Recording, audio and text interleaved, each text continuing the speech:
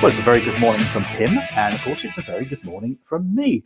And a jolly good morning it is too. Isn't it gorgeous weather out there? What a wonderful weekend we had. I think spring's finally in the air, and we can say goodbye to winter, but we'll wait and see, shall we? Because it may be getting a little bit worse later in the week. Hope you're well. Hope it's all good with you. Welcome to my live stream. So let's give you a couple of topics today, which is all around commercial lending and commercial borrowing, a little bit on buy-to-let as well. Just an update for you if it's a CMAP you're doing or if any of those exams you're doing your CPD for. Commercial lending is very different altogether to residential lending.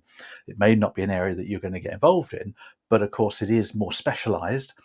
It's often it's called specialist lending for that reason, and it pays well, and it's something that AI won't take over. I don't think so. We'll wait and see, shall we? Let's get over to our first topic then. Over to the whiteboard, and we'll get on with commercial. Hope all is good with you. Hope you're enjoying a little bit of weather as well that we got out there, which is rather nice, isn't it? Okay, first thing I'm going to do then is take a look at what is commercial lending. So let's put a little title up here for you. Commercial lending we're talking about here. There we go. Let's pop that in there for you. Commercial lending. So when we talk about commercial lending, first thing we need to do is who actually are we going to lend to? And invariably, we're going to lend to a business, a company, and not a person, although it can be a person. Let's have a look at the three types. The first one is known as the sole trader. Now, the sole trader, he or she is on their own. Here, let's just put a picture of them up there. Here you go. They're a sole trader. So they're taxed as an individual. Now, those people, of course, run a business like everybody else, some quite big businesses as well. But if they want to start borrowing, they might want to, organise themselves in a slightly different way. But a sole trader works really quite well. If they want to get together with others, that's when you get your partnership created. So if you become a partner or partnership, or what we call a limited liability partnership nowadays, the problem, of course, with being a sole trader is that you're trading on your own, and if you've got people wanting your money, they can sue you and everything you have. But if you set up a partnership, there's more than one of you. There's several of you often, or just two. If it's a limited liability partnership, that means that the liability that the partners have for the business is limited to what they've put into the business. Although there are some exceptions to that. The final way, of course, of operating is through a limited company. So LTD, a limited company. I'm not talking about a PLC. Of course, you can have PLCs. They're the people that or companies, I should say, that are on the stock market. So there are big concerns. A limited company can just be one director or maybe two directors, and they operate very differently. So these are known as corporate borrowers, and they can all borrow in their entity as a limited company. Now, corporate borrowing effectively is non-regulated. This is a key thing to bear in mind. It's not regulated because the FCA don't feel that they need consumer protection. They're not consumers, you see. There are some exceptions, of course, but they're businesses. Therefore, they don't need the same amount of protection that's given to individuals like you and I borrowing money. Now, if it's a limited company, there's a number of factors you need to be aware of here when it comes to that limited company. The first one is that some lenders will lend to a limited company, and we'll see in a second with the buy-to-let situation how that works. And they are corporate entities in their own right. But first of all, they have to have a memorandum, there you go, a memorandum or articles of association. Now, these documents set the company up. This gives them the rules and regulations about how that company can operate. Now, in those articles of memorandum of association, it must say in there that they're allowed to borrow. The entity is allowed to borrow. Of course, they all do as well, because that's the whole point, isn't it, of having them. Again, it's non-regulated, as we said before as well, and they can borrow for any purpose. But often what happens is the directors, let's just put our little director in here, and like I say, there can be a number of directors. There's the director. There we go, an important person. They will take a personal guarantee from that director. Personal guarantee. There you go. They're going to be borrowing money. Now, what that means, as you can appreciate, is that the director's on the hook for the borrowing. That's quite clever, really. That's what the banks would do. They would take a personal guarantee from the director. So although it is limited and limited liability, etc., the director is on the cahoots there for the borrowing. That makes sense. Now, how then do these corporate borrowers then borrow? Well, let's go start our way at the bottom and then work our way up, because there's several routes here that you can take. And first of all, you could have a semi-commercial. Let's just draw a little picture there for you of a semi-commercial.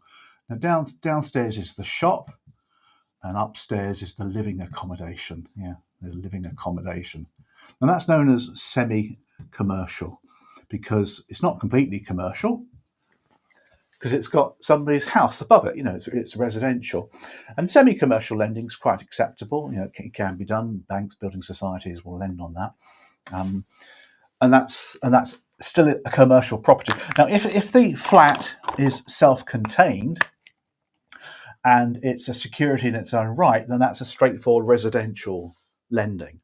So, if the flat has nothing to do with the shop and they've got their own back entrance, etc., that's a proper residential property. Now, obviously, a lender may not accept it because it's above shops, but that would be the exception there. But if it's lending to the whole thing, that's known as semi-commercial.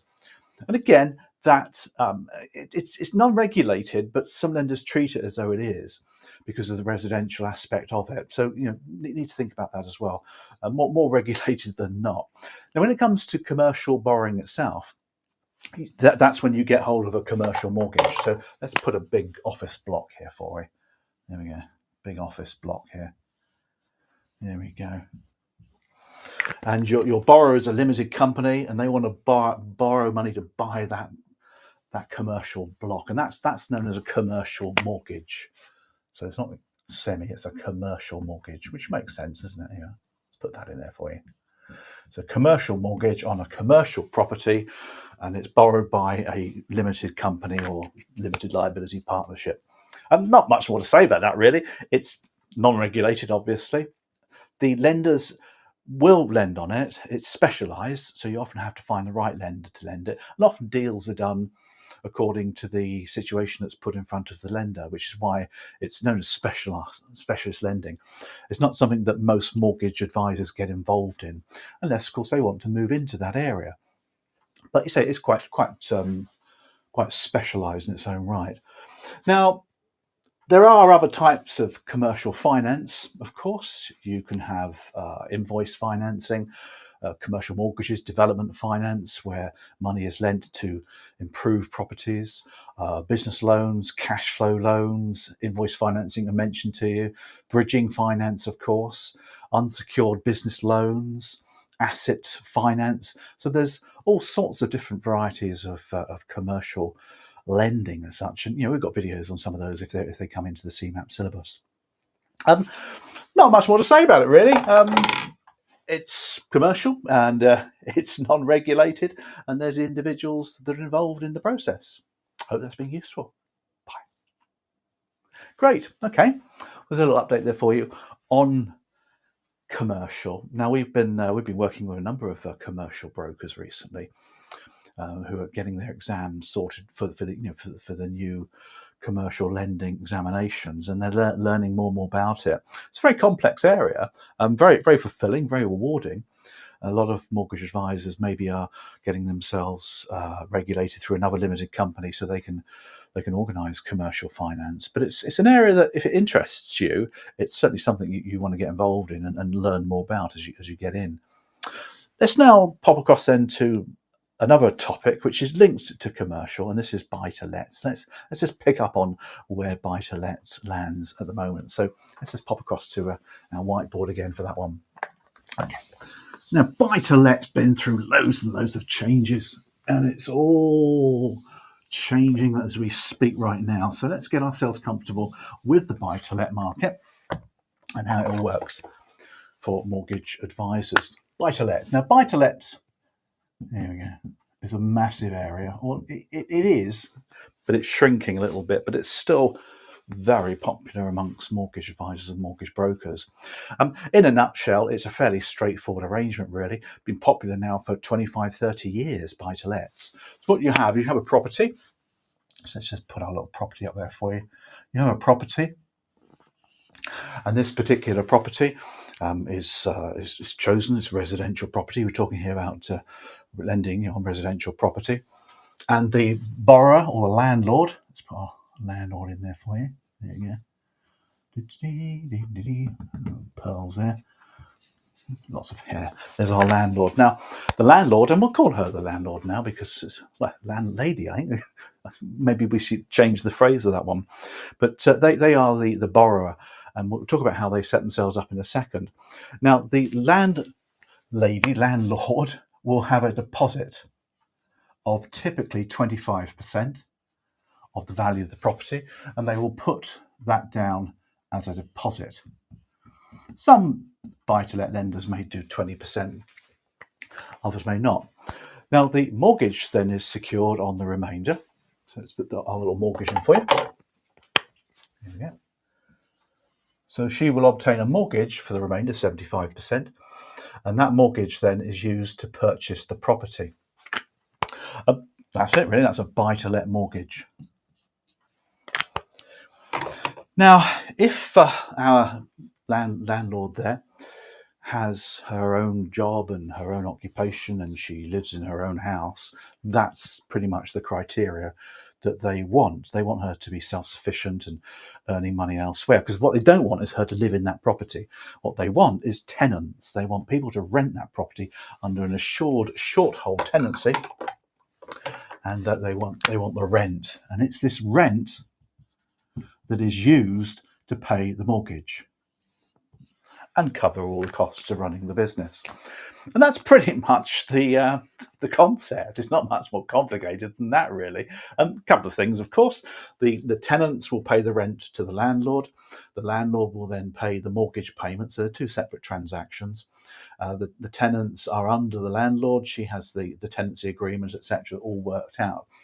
Now, on the regulated side of things, if she's known as a consumer landlord, a consumer buy-to-let, that's regulated. Let's put that in there for you as well. That's quite important, that one.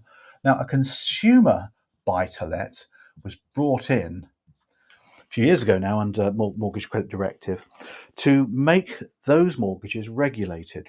And what they wanted was for somebody who only has a couple of properties, maybe it's maybe a way of preparing for her pension when she retires.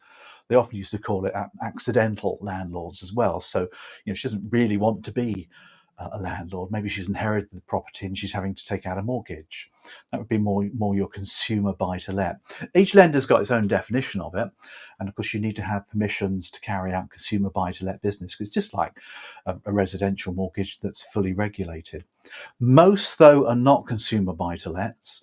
Most buy-to-let mortgages are done in the unregulated space. And these landlords will have many, many more properties than just the one. If they want to make a decent living from it, then they may have many more. And we have what's called portfolio landlords as well. You might have read that somewhere. The portfolio landlord is where they typically got 4 or more properties. And this becomes like a full-time job for that landlord. And that makes sense, doesn't it, when it comes to it? So how then do they work out how much they can borrow? Well, this comes down to the lovely topic of rental coverage, or interest coverage. So let's put over here for you rental coverage. Rental coverage. Now, let's show this visually for you. What happens is the lender wants to have the rent coming in, of course, more than adequate to pay the mortgage payments and cover all the costs of running the business. That's the lender's risk. So they have what's called an interest coverage. It could be 125%, for example. And what happens here is that the amount of the rent, so let's put the rent here in green so you can just make that out. That's your rent. So if the rent is X pounds coming in from the tenants, what they want is they want the mortgage and the costs to be covered very adequately by that rent. So if we put it in different colour for you, if we put that one there for you, this would be the mortgage payment and the costs. So mortgage payment, there you go, the interest from the mortgage. Now, if you think about it logically with a picture here, we've got more rent than we need to pay the mortgage, and that's what they want, which is why they have 125%. So the actual rent represents 125% of the mortgage payment. And they use computers obviously to work it out. You might also have 145%, depending on, let's put that in there for you, on the lender and what's going on. The different rental coverages allow the landlord to borrow more or less money. Now, they don't look at affordability. I mentioned that as well. There's no affordability checks. You might have the thing, you might read called top slicing. Now, top slicing is where the landlord can't get enough mortgage to buy the property because of the amount of rent that's coming in. So she gives up some of her income to support a bigger mortgage. So that might therefore require affordability. So she's actually getting a larger loan than the rental coverage will allow, but she's obviously giving some of her salary to that as well. So that would be an affordability issue as well. And there's also stress testing still going on, depending on the lender nowadays. It's all changed. Usually when it's less than a 5-year fix, they will stress test this. So the mortgage interest payment that they work out is based on a stressed rate of 3% more than the normal rate. But the lenders can do that if they want to. They don't have to do that no more because that's all changed as well. So that's just a few ideas around the rental coverage. Now, in the CMAP 2, we talk more about limited company borrowing as well. So let's just quickly look at how that works. Now, this landlady is an individual who's borrowing the money from a lender to buy the property, and she's renting out. So she's an individual who's renting the property and taking out the mortgage, and she has to pay tax on that, if it's profits that she's making. Now, what a lot of landlords do now is, rather than buy the property in her name, she'll set up a limited company called an SPV. So let's put that over here. So she'll set up, AL Homes Limited. That's her company that she set up at Company's House. She is the director of that company. There you go. Put her in there as the director of the company, and a shareholder. She might have more than one director. It's perfectly acceptable. More than one director or owners, shareholder of the property. Now she owns this company called an SPV, a special purpose vehicle. Sounds great, doesn't it? She uses that to buy the property, and the lender lends the money to the limited company to buy the property, and the limited company owns the property. So the tenant will pay the rent to the limited company, and all the other costs, of course, come out of the limited company. And she will take money from the limited company when she wants a salary. That's pretty much how it works. Any limited company works on the same basis. And that's known as an SPV-based buy-to-let arrangement. It's a little bit more tax efficient. Because the way the taxes work, obviously companies are taxed differently to individuals, and that was the main reason for these coming in the first place, because the taxing of individuals has made it really difficult to actually make a profit from the whole shenanigans, really. But setting up as an SPV means that it's much more profitable as well. Lenders are happy to lend to an SPV. The interest rates are pretty much the same now. Tenants actually kind of like having an SPV as their landlord. It gives a bit more longevity, a bit more security, all those good things. So that's the SPV situation. More of that in later videos for you. So that's buy to let. Hope that's been a good introduction for you. Hope that's been useful. Bye. Well done. Good. Okay. So that's a couple of videos there for you on commercial and buy to let, which we're going to put into our CMAP bootcamp. Keep people up to date there for you. CMAP doesn't really cover the commercial at any great degree, as you can probably appreciate. It does, more importantly, start to look at things like bridging, development finance, that sort of stuff as well, and you'll have lots of different videos on those topics. What I'd like to do now is finish off with a lovely little sales idea for you, and this one's all about behavioural biases, how to avoid a behavioural bias. Now, the other day I was out on a walk with my son Lewis, and we were talking about buying his first house. Now, Lewis is 29, has a promising career and earns decent money, yet he can't afford to buy his own place. Now, to those in the market, this is very common, isn't it? And it's been an affliction for thousands of budding first-time buyers. In the late 1980s, when I bought my first home, I couldn't afford to buy a house on my own right. I had to buy it with a couple of friends. So I suggested to Lewis on the walk that he look into shared ownership. He gasped in horror and nearly fell off the path that we were navigating at the time. And naturally, I was taken aback by his reaction because I knew what shared ownership was all about, and that it might be a clever way for him to get on the housing ladder on his own. So I asked him why he was so shocked. "I'm not sharing with anyone else anymore, Dad. I've lived with my brother and his girlfriend for far too long." That was his response. It's interesting, isn't it, that people make assumptions and pour their own biases over what they hear from us clever, educated financial advisor types. As soon as I realised how Lewis saw shared ownership, I explained exactly how it worked, and he perked up. He liked the idea of living there on his own, and that the ownership of the flat would be between him and a housing association. He loved the idea. By the way, Lewis's reaction to shared ownership was a great example of the behavioural finance bias called anchoring. More on that on another day for you. Great. Marvellous. Okay, just a little technique there for you, particularly useful in financing behavioural biases. Lots of biases there that affect the way people think, isn't it? Do a whole series of those as the year progresses. So we're going to wrap up as always. So let's go to our QR code for those of you that want to get onto our mailing system. There, let's just pop that in there for you. There's the QR code which we always put up for you. And I always block it, don't I, with my videos, so I'll just put myself across there for you. That gets you onto our mailing system, so we keep you up to date on what's going on with here from Tivoli Studios. So that's really an update there for you.